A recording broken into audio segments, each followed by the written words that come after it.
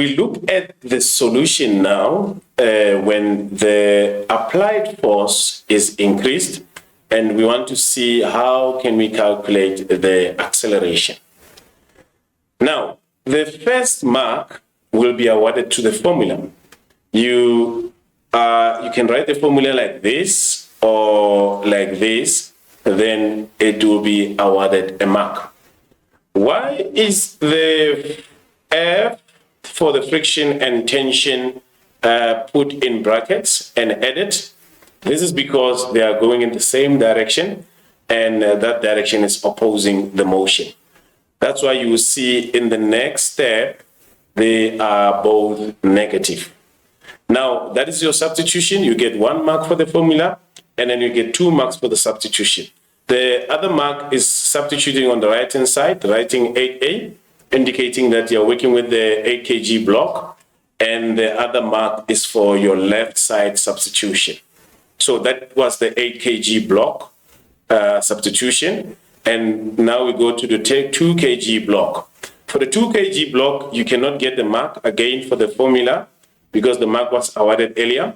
Then here you'll be awarded a mark for your substitution of the 2, which is the mass, and the 9,8. And then from there, you equate the 2 equations, and then you eventually get your answer. So that is basically how we can get the acceleration. Once you get your acceleration, you can substitute your acceleration in one of the 2 formulas. If you substitute in the first formula, you get 23,68, or you can substitute in the second formula where you get 23,68 again. So that is how we can work out the Newton's laws equations. The question 3 is based on the following. The definitions that are important here is free fall and projectile.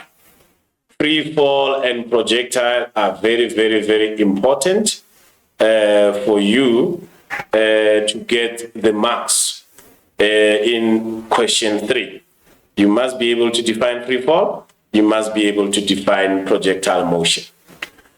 When defining free fall, remember all the definitions will refer to the examination guideline 2021.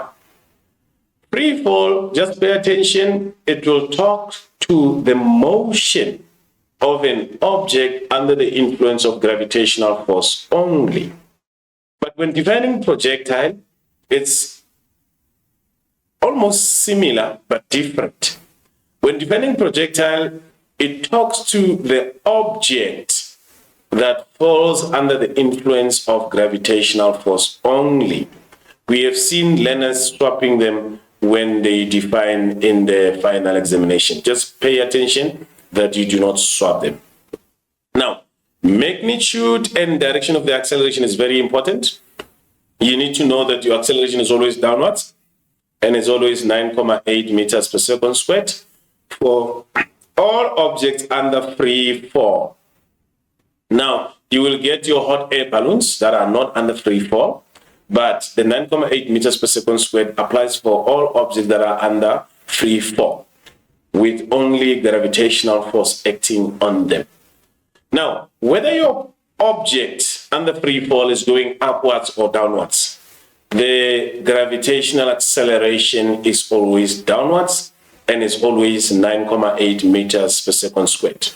Even if your object goes to a maximum height, at the maximum height, we know that the velocity is 0.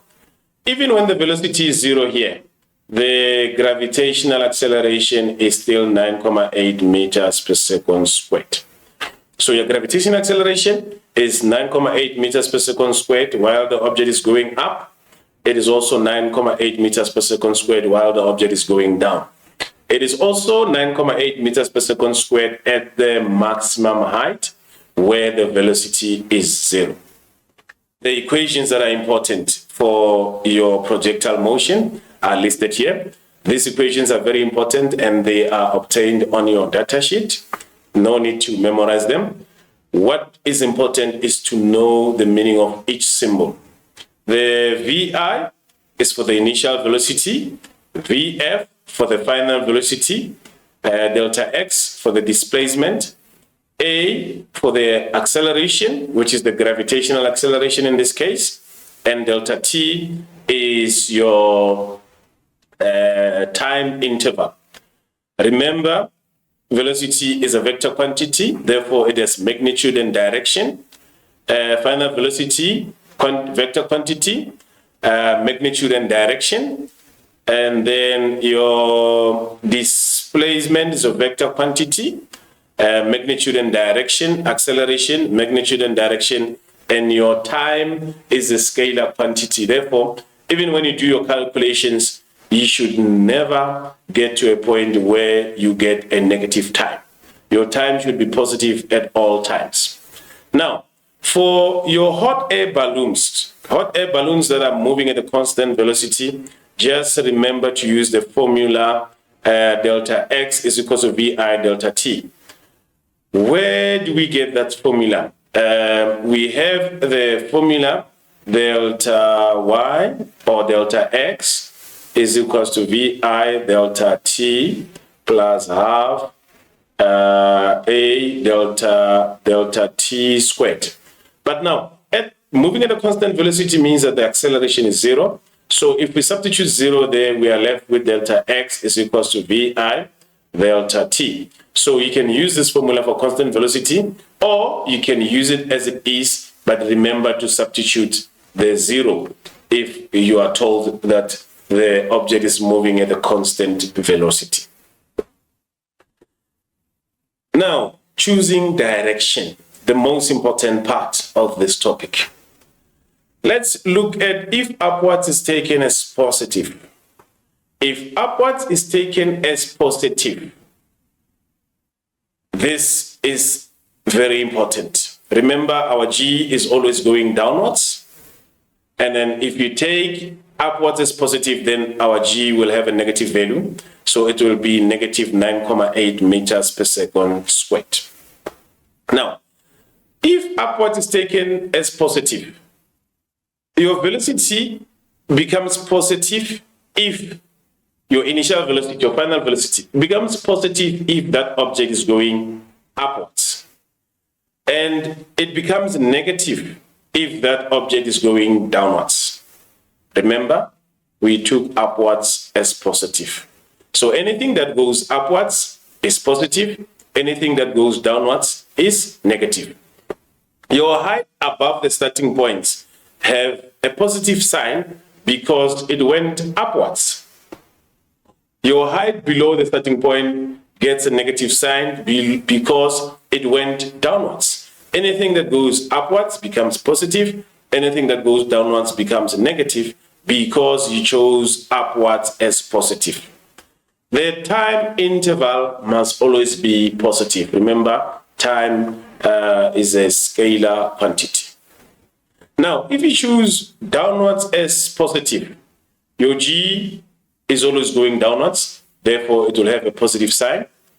If the object starts with a velocity that goes upwards, then it must have a negative sign. If your velocity of the object is going downwards, then it will have a positive sign. Remember, you took downwards as positive.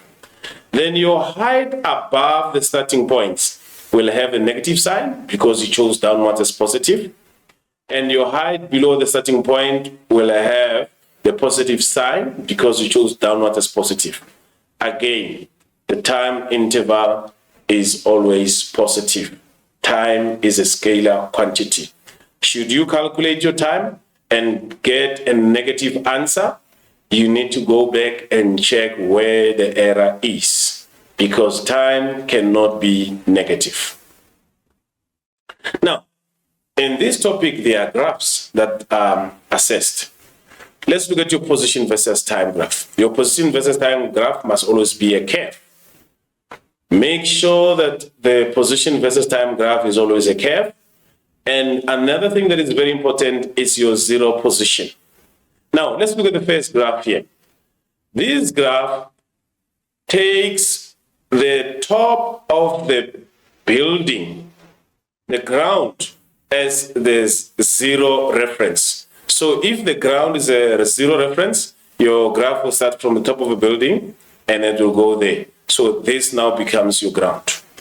Now, if the top of a building is a zero reference frame, that's your zero, then from the top of a building you go up, then you go down. So just know that as the graph curves like this, the object is going up, and then as the graph curves like this, the object is going down. So when you have a graph that goes like this, so this simply means that the first part, the object was going up, and then in the second part, the object was going down. Very important. The velocity versus time graph, just remember that this must be a straight line. And if it's a straight line like that, you need to know this point. So usually this point is the maximum height. So the point where the graph touches the x-axis, that is the maximum height. And this point now is the initial velocity. So point A indicates the initial velocity, which is the VI. And then this point here, velocity is 0, that is the maximum height. And this one becomes your final velocity. The same with here, with the second graph. This is your initial velocity. This is maximum height, and that is your final velocity. So that is just a reminder about your graphs. Your position versus time is a curve, and your velocity versus time is a straight line. We want to carry on. Now, what are the definite marks in question 3? The definitions that are very, very important is defining free fall. We have talked about it earlier. So the question paper will ask you to define free fall or projectile. And for that, you get 1 mark. The formula to calculate time, you get 1 mark. The formula to calculate velocity, 1 mark from all the 4 formulas. Displacement, 1 mark. Drawing a graph or interpreting a graph, the definite mark is 1 mark. So here we have a total of 6 marks, which are definite marks. So no learner should get less than 6 marks in projectile motion. The questions, let's look at the question in projectile motion. A ball is thrown vertically upwards. So we are told the ball is thrown vertically upwards. Remember, we need to choose direction. With velocity v from the edge of the roof. This roof, we are told, is 40 meters tall building. It takes 1.53 seconds to reach a maximum height. So the 1.53, it's very important for you to tell it's from where to where. So 1.53, the delta t of 1.53, it's from the point where it is launched to the maximum height. So it cannot be used anywhere else. It can only be used from the point where it is launched and only to the maximum height. So there's the definition. Define the term free fall. Motion of an object under the influence of gravitational force only. The magnitude of the initial velocity of the ball, then you need to choose an equation after choosing direction. We can take upwards as positive. Then you can choose your formula. Maybe you can choose VF is equal to VI plus A delta T. Now they're looking for the initial velocity. What do we know about the velocity at the maximum height? We know that the velocity at the maximum height is 0, and we are looking for the initial velocity, but we chose upward as positive. And we know that our G is always going downwards, and its value is 9.8 meters per second. Therefore, it means that here we must substitute negative 9.8 meters per second squared, and then the time from the point of launch to the maximum height is 1,53. Then you can work out with your calculator, and your initial velocity must be positive because it's going upwards, and you chose upwards as positive. Then we look for the maximum height reached by the ball. If you look for the maximum height reached by the ball, again, you can still use your 1,53 because that talks to the time from the point of launch to the maximum height. Then take the edge of the roof as a reference point. Determine the position of the ball relative to the edge of the roof after 4 seconds. We'll look at that shortly. And then 3.4, will any of the answers 3.2 to 3.3 change if the height of the building is changed to 30 meters? Choose from yes or no and give a reason for your answer. Let's take you through the solutions. Now, the first one is motion of an object under the influence of gravity only. So if the word only is not there, you will not get a mark.